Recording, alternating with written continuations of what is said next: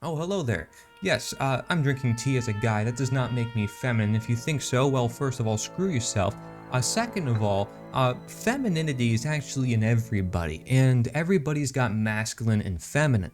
The matter is of how much we really channel into that masculine and feminine, or if there's actually an imbalance, which is something we do need to pay attention to. Because many people will say we live in a left brain, masculine dominated world. That does not mean that this world is ran by men and that we need a feminist revolution. You see that a lot on the internet, of course, and a lot of people being social justice warriors and claiming their culture needs to be restored. And then you have the other side who says, man, these women are always screwing guys left and right, and now we need to take up a stand and channel that alpha energy, you know what I mean? It's like, you understand both of their point of views, but at the same time, you can realize both of them are equally crazy because when you come at it from a holistic point of view, you need both masculine and feminine, and we basically lost a lot of our traditions, a lot of our cultures, so this is why we're having this big feud, especially in America, where you have all this intermixing of different cultures and everybody's confused and doesn't know who they should be, and everybody's telling each other who they should be. So you can kind of expect a confusion. But we're going to get into what it means to really master ourselves through the balance of these feminine and masculine energies, otherwise called as yin and yang. Indeed, the yin yang symbol is an ancient Chinese symbol, and this actually represents masculine and feminine, light and dark, and people don't look at it like this, but this is the true, determinants for alpha male energy and peaceful, loving, nurturing, wife material, or whatever you want to look at it, okay? Those things that most people are talking about in modern day social culture, everybody's obsessed talking about male versus female, black versus white, and all that. Well, we're gonna get deep into the thing that they're not looking at, which is really the true cause of, you can say, these energies. Indeed, people are channeling these energies even in their feuds with each other about them. So we really need to delve deep and analyze what these energies are. If there is a fractured infrastructure within the individual, nothing on the external, physical expression of this individual will be functional. There cannot be external or constructive health and growth in the physical realm if there is none within the self. This being said, the first thing for anyone to focus on is the personal inner self. I mean, this is the only home you truly live in. You have to take care of your own body. Okay, so we want to tell other people, like, you gotta be this, you gotta be that, or like, you gotta respect me and be super tolerant. It's like, these are masculine and feminine opposing extremes, but in reality, you gotta focus on yourself, regardless of that. It's like, live your own life, do your own thing, stop trying to tell other people what to do. I mean, that's just like, I feel like that's a disclaimer that should be on every how-to video on YouTube at this point. But the question here then is, like, what's next? I mean, I've created a balanced, healthy, and functional inner self. Many people will say that they have. But where do they go from there? Like, what happens now? Why does it matter? And how do I practice this in my life? The next step is the natural order of physical development in the external world. And that's to pair up with a mate who is capable of operating with the balance that the individual has created for themselves. See, some people are going to get into a relationship or look for things to try to make themselves more complete. And that can be problematic because they can work on themselves without that thing, without dependence on something else. Again, another reason why people should not be necessarily looking toward videos and people who are gurus for masculinity and femininity. So a natural gravitational pull will take place for the balanced individual. That individual will attract the person or people that need or connect to the individual because that is what the other individual required for their completed inner self to express in the external world. And, you can look at this as sort of like attracting rather than chasing. A lot of people may be desperate, especially in today's world. You have a loneliness epidemic, and a lot of people want to get into relationships, and there's a lot of sexualization of different people as well. So that these all contribute, and a lot of overstimulation, a lot of distractions, and these all contribute, right? Somebody's going to be the ultra loner or the ultra outgoing going to get hurt. I mean, we don't need to be in these circumstances. We need to be able to navigate through it. This is self-mastery. The operation of of the feminine and the masculine in working order within the two individuals teamed up with the operation of the external physical manifestation of the feminine representation, which is woman, and the masculine representation, which is man, will be able to create a functional, healthy external experience for themselves, their environment, and their futures. For even if somebody claims, well, I'm gay and I don't want to, be with the opposite sex, well, they still look for those different aspects of the masculine and feminine within their own life. This is true regardless of who you're attracted to, gender-wise. And so this is a good example of where the "you get what you ask for" statement comes into play. The individuals asked to have this balance within themselves and their lives through the correct application of thought, emotion, and action. Spirit, mind, God, source, whatever, responded to this request, and those possibilities opened up. This is what true magic is, the creation through the mind and body to create a physical manifestation. In some cases, it is a good consideration to take in one's entire community and think of it as your family community. Our community has strength in all different ways due to each individual within that community, all experiencing unique expressions that benefit this or that part of the community in unique ways. Keeping in mind that a child's first and foremost important steward in their lives are their parents, also take in consideration that sometimes the child also requires the family community to assist in the inner development of the child in order for the child to develop in a structurally sound, balanced way all around. So again, be yourself, do that internal introspection, and then naturally you will attract the person that will really complete you. But you're not dependent, you're not necessarily looking and chasing for that attraction. It should happen quite naturally. And you can see a community should happen in the same way, because if that community is forced, people don't want to be with each other. So you're trying to bring them together. How do you think it's going to work out? It's not going to work out so well. And so when we say the phrase, "it takes a village to raise a child," take into consideration this integrative effort. It's an appropriate phrase to say this, and it's based in traditional care and practice within the functional development of any community that would like to experience healthy balance. So let's do it. Let's make sure that the environment supports our goals and what we want, which is why a lot of people, when they give relationship advice, they'll say, do those things that will make you find your mate.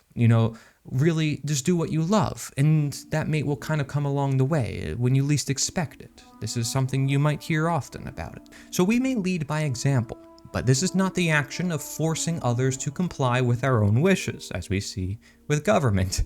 It is rather by allowing natural developments to take place as is required in that external environment. By showing how functional balance operates within an individual, even silently, will rub off on other individuals within the same environment who will notice this balance and strive to find that same functional balance within themselves. And even without any words ever being spoken out loud, we have alarm bells that go off inside the physical, biological body that is meant to tell us information on when we are going wrong or going right. And many people will know when they're taking risks and when they're not. These are important signs to pay attention to. Some people will call it red flags in a relationship, right? Being able to be conscious every step of the way, it might help to even journal and have a reflection practice. And this is a gift we are given by spirit, source, whatever you want to call it, to help guide us. One that is currently being purposefully destroyed by the ruling class. Another issue we are facing within the external modern environment we are all sharing is the conditioning of making snap judgments without knowledge. People taking another's dress, composure, and even their physical looks into how they are now going to treat this individual, as I started this video with me drinking tea. They may even have a few minutes or hours of conversation, and this one single, solitary conversation can be used as the basis for a snap judgment. This one experience with that particular individual can form this solid idea in the other that the person is trash, unworthy, unteachable, unreachable, and whatever else they conclude. The problem with this is that all people are complex and usually not fully balanced individuals, and no judgment can be made on anyone without a proper amount of time and context or information that is spent with the individual. No practitioner is going to meet a patient who needs their help and they're going to say, "Oh, well, you're just so far dead, and you have all these problems," and it's like they know that's not going to help the individual, judging them like that. And they're going to treat it like, "Okay, I want to learn from you why you are experiencing this, and let's really investigate this together." At least that's how a holistic practitioner would do it. So just because someone says something like, "I was born Jewish," or whatever faith system, and grew up with this idea about God, does not mean that they should be discounted as an individual who is requiring something to develop even further than what they have so far experienced. We encounter certain other individuals with our physical expression for a reason. We are requiring, needing, or developing towards an inner spiritual goal that maybe we don't even understand ourselves until we reach that goal. To judge before full knowledge is a trap and will always be a spiritual brick wall. This is true. A lot of people make plans for society, and a lot of people will realize that those plans pretty much never really work out the way they originally planned it to be. So it's important to have a good intent, but realize your plans are not necessarily going to work out. And you can have goals, which are similarly plans, but we need to realize that we don't know everything. And so when we claim that we do, that can be a big problem for us, because now we're closing our doors to what is possible, and those doors might be the doors we actually have to use. So activist Sarah Cross, who wrote this whole article that we're basically inspecting here, she shares her own experience. She says, "When I think about how I want to communicate this behavior often, I use the lead by example method. This often gets the response I want from others. They will come to me on their own natural compulsion and seek something from me. But when I choose to verbally express, I use my thoughts, emotions, and actions to conduct myself in order to get a clear message out. I often choose not to speak only to people who are like-minded. I am not deterred by the possibility that those who I seek to speak out to will not want to listen to me. I do it anyways. I know that even if they hate or resent me externally, there is a fraction of spirit within them that is nudging at them to listen and take in something that will benefit them. I have had people who outright will tell me I'm a lunatic, and then 6 months later come back and want more of what I have to say. This is because I planted at least one tiny little speck of light within them, and it has nagged them until they developed enough within themselves to see past their conditioning. Perhaps I required something from them, some kind of experience that assisted me in my own development. I personally will never discount any individual who gravitates into my environment, no matter who they are, what they say, or what their reasons are for their treatment towards me. In one way or another, they need me and I need them." End quote. This is very fundamental. Having this sense of reconciliation and mercy for others, this is what led the efforts of Martin Luther King Jr. and Mahatma Gandhi, and led to their successes in a lot of revolutions in history through the nonviolent resistance method. We've talked about this deeply on this channel. Feel free to check out our videos on that. We cannot force anyone to develop before their time, even ourselves. And though we are the gatekeepers to our own inner workings, an individual can only and will only develop as their fraction of spirit is capable of doing so. This involves the inner and external, masculine and feminine, found within each and every individual. The inner feminine aspect of the self is the formative energy, inward development, and able to provide guidance, direction, and constraint. It is the spiritual muse, the inspiration behind the physical action. The inner masculine aspect of the self is the strength behind care, the capability to enact. The external female or woman is representing dominantly the inner feminine aspects of the self. The physical manifested woman is in a position to excel at unique qualities such as the keeping of home and health, childcare, and the guidance of the feminine development. The external masculine, or man, is representing dominantly the inner masculine aspects of the self.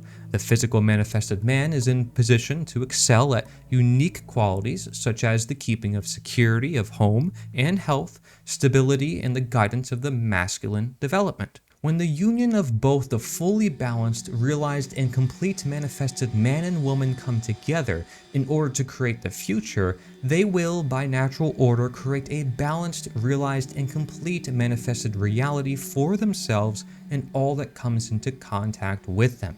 This is the natural cycle of reality, and if left alone without interference by external negative forces, this is what the result will be. Now, if you want to know what Sarah means by external negative forces, I'll put some questions on the screen for you and really think about this, because those external negative forces could be fed by ourselves and our own imbalances in this definitely left brain, world, where it's also because of this extreme on the left brain, you have the extreme on the right brain. We don't have balance, we don't have order, and this is why, if you look out in the world, we don't have order, because we don't have it in ourselves, which is the funny thing, because we also aren't free, and many people associate freedom with chaos, and necessarily order then with slavery, because they fear the fact that if we get rid of all the laws and all the politicians, that we're going to have chaos, they say, anarchy, and that we need government. We need this source of authority and rulers with the right to rule to tell us how to live our own lives. I'm saying that's slavery. I'm saying that that is the opposite of freedom. I'm saying that those controls are actually the external negative forces that are holding us back.